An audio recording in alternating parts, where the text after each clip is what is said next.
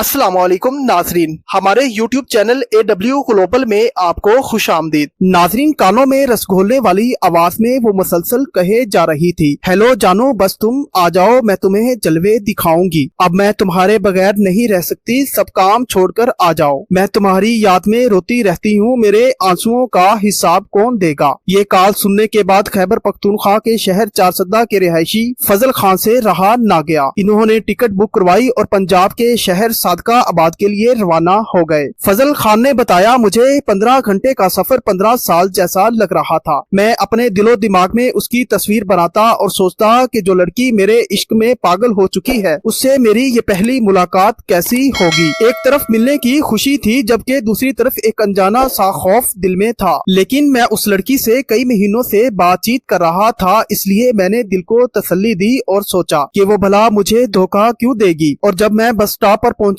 तो इसी असना में कॉल आ गई और लड़की जिसका नाम नाजू था उसने पूछा, क्या तुम पहुंच गए हो। मैंने हाँ में जवाब दिया और वो कहने लगी, मैं तुम्हारा ही इंतजार कर रही थी। फिर उसने बताया, मैं वहाँ से एक गाड़ी में बैठकर मुरीद शाख नामी इलाके में पहुँचूं, जहाँ उसका भाई मेरा इंतजार कर रहा होगा। वो भाई गाड़ी में उसे मंजिले मकसूद तक पहुँचा देगा। मुतलका जगह पहुँचने के बाद मैं नाजू के भाई के साथ गाड़ी में बैठ गया। हम जंगल की तरफ जा रहे थे और यही वो वक्त था कि मुझे जरा खौफ महसूस होने लगा। रास्ते से दो लोग और गाड़ी में बैठ गए। थोड़ा आगे गए तो उन्होंने मेरी कान पट्टी पर पसो रख दिया और मोबाइल फोन छीन लिया। तकरीबन 1 घंटे बाद हमारी गाड़ी रुकी और इस दौरान वो मेरे हाथ पांव बांध चुके थे। नामालूम जगह पहुंचने के बाद मुझे जंजीरों में जकड़ दिया गया और बताया कि उसे अगवा कर लिया गया है, लिहाजा अपने घर वालों को फोन करो और पैसे मंगवाओ। अगर इनकार किया तो मुझे जिंदा दफन कर दिया जाएगा, मरता क्या ना करता। मैंने घर वालों को कॉल की और कहा कि इन्हें मेहरबानी करके पैसे भिजवा दें और मेरी जान बचा लें। लेकिन फजल खान के घर वालों ने पैसे भिजवाने की बजाय पुलिस से राब्ता कर लिया और मुझे नहीं पता कि इस दौरान पुलिस ने ऐसा क्या किया कि मुझे बाहिफाजत बाजियाब करवा लिया गया। इसी तरह के दिल फरेब जाल की एक और कहानी मुलाहिजा कीजिए। साजिद अली के मोबाइल की घंटी बजी और सामने से लड़की की आवाज में बात का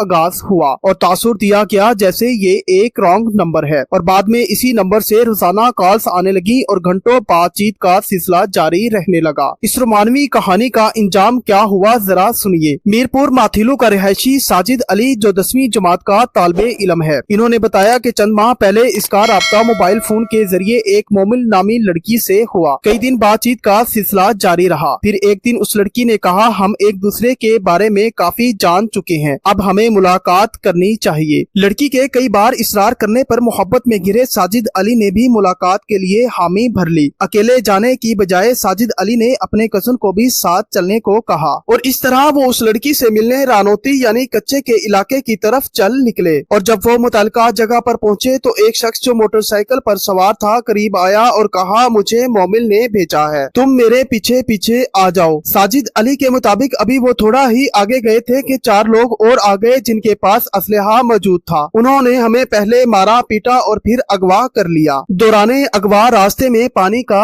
एक तालाब आया जिसे अबूर करवाया गया और हमें एक जगह बिठा दिया गया। 1 करोड़ रुपए तावान का मुतालबा किया और धमकी दी कि अगर तावान ना मिला तो गर्दन काट कर फेंक देंगे। साजिद अली ने बताया कि इसी दौरान अचानक वहां पुलिस आ गई और आधा घंटा पुलिस मुकाबला जारी रहा और आखिरकार डाकू लड़ते लड़ते फरार हो गए और इस तरह साजिद अली और उसका कजन डाकुओं से महफूज रहे। नाजरीन, ये सच्ची कहानियां हैं कच्चे के उन इलाकों की जहां कई सालों से डाकुओं का राज है। फजल खान और साजिद अली इन्हीं डाकुओं के बिछाए गए दिल फरेब जाल में तो जरूर आए, लेकिन खुशकिस्मती से बगैर तावान अदा किए बाहिफाजत बाजियाब होने में कामयाब रहे। लेकिन इन्हीं इलाकों में अगवाकारी और लूटमार के सैकड़ों वाकयात रकम है। पहले आम शहरी को अगवा किया जाता है, मारपीट और तशद्दुद की वीडियोस बनाई जाती हैं और फिर इन वीडियोस को सोशल मीडिया प्लेटफॉर्म पर अपलोड कर दिया जाता है। घर वालों से तावान की मद में भारी रकम का मुतालबा किया जाता है और मुतालबा पूरा ना होने की सूरत में मगवी को मौत के घाट उतार दिया जाता है। आए रोज इस तरह की वारदातों के जरिए कानूनी इदारों का मजाक उड़ाया जा रहा है। नाजरीन, मजीद आगे बढ़ने से पहले हम आपको बताते चले कि दरअसल ये कच्चे का इलाका है क्या, कच्चे के डाकू कौन लोग हैं, अगवाकारी जैसी घरौनी वारदातों के लिए ये इलाका इन डाकुओं के लिए मुफीद साबित क्यों हो रहा है, वो कौन सी वजूहात है जिनकी वजह से इनकी कामयाब सरगर्मियां हमारी रियासत के इदारों की कारकर्दगी کارکردگی پر سوالیہ نشان ہے۔ کافی عرصہ بیت جانے کے باوجود یہ ڈاکو اپنی وارداتوں میں چونکہ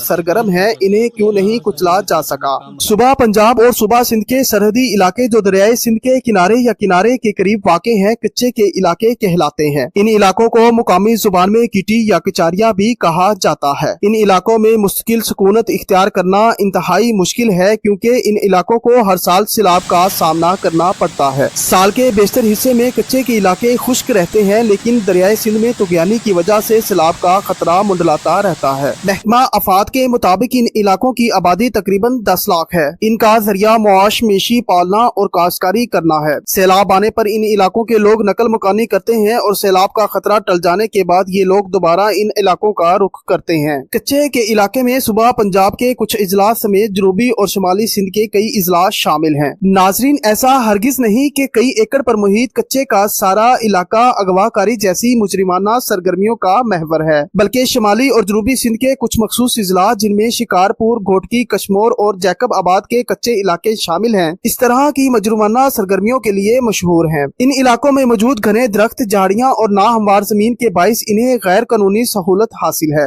ناظرین، کچے میں لوٹ مار کرنے والے یہ لوگ کوئی اور نہیں بلکہ کچے میں رہنے والے مختلف قبائلی لوگ ہیں۔ ان قبائل کے آپس کے جھگڑے اور دشمنیوں کی وجہ سے کئی سالوں سے کچے کے علاقوں میں خوف و ہراس کی فضا قائم ہے۔ کئی دہائیوں سے ان علاقوں میں قتل و غارت کا بازار گرم ہے۔ یہ قبائلی لوگ ان علاقوں کے وڈیروں کے اثر و رسوخ کے خلاف ریاستی اداروں سے شکوہ بھی کرتے نظر آتے رہے ہیں اور انصاف کا مطالبہ کرتے رہے ہیں۔ انہی تنازعات اور دشمنی کے باعث یہ لوگ ہتھیار اٹھانے پر مجبور ہوئے اور پھر آہستہ آہستہ لوٹ مار اور اغوا کاری جیسی مجرمانہ کارروائیوں کا آغاز کر دیا اور دیکھتے ہی دیکھتے گینگ کی شکل اختیار کر لی۔ شروع میں یہ ڈاکو کچے سے باہر آتے اور قومی شاہراہوں پر مسافروں سے لوٹ مار کرتے اور انہیں اغوا کرتے، لیکن ریاستی اداروں کی بروقت کارروائی اور ان کے خلاف کامیاب آپریشنز کے بعد ان ڈاکوؤں کا کچے سے باہر نکلنا محال ہو گیا، اور اس طرح ان ڈاکوؤں نے جدید ٹیکنالوجی کو خاطر میں لاتے ہوئے مضبوط حکمت عملی سے اپنی وارداتوں کو جاری رکھا۔ سوشل میڈیا پر دیے گئے سستی کاریں، ٹرک، ٹریکٹر اور سستے مویشیوں کے اشتہارات اور لڑکیوں کی آواز کا استعمال کرتے ہوئے بچھائے گئے دل فریب جال کی وجہ سے اب انہیں شکار نہیں کرنا پڑتا بلکہ شکار خود ان کے پاس چل کر آتا ہے۔ یہی وجہ ہے کہ پولیس کو اندازہ تک نہیں ہو پاتا کہ باہر سے آنے والا شخص ان کا مہمان ہے یا شکار۔ ناظرین، موجودہ صورتحال کو مد نظر رکھتے ہوئے ہمارے پیارے پاکستان کو کئی چیلنجز کا سامنا ہے۔ ایک طرف افغان اور پاکستان طالبان کا گٹھجوڑ، دوسری طرف بلوچستان میں علیحدگی پسند تنظیمیں، اور اب کچے کے ڈاکوؤں کا سر اٹھانا پاکستان کی سلامتی کے لیے کسی خطرے سے کم نہیں۔ اغوا کاری اور لوٹ مار جیسی سرگرمیاں اب کچے کے ڈاکوؤں کے لیے باقاعدہ طور پر ایک صنعت بن چکی ہے، جسے ایک مضبوط حکمت عملی کے ذریعے چلایا جا رہا ہے۔ دعا ہے کہ اللہ تعالی ہر مسلمان اور ہر پاکستانی کو اس طرح کے شر پسند عناصر سے محفوظ فرمائے۔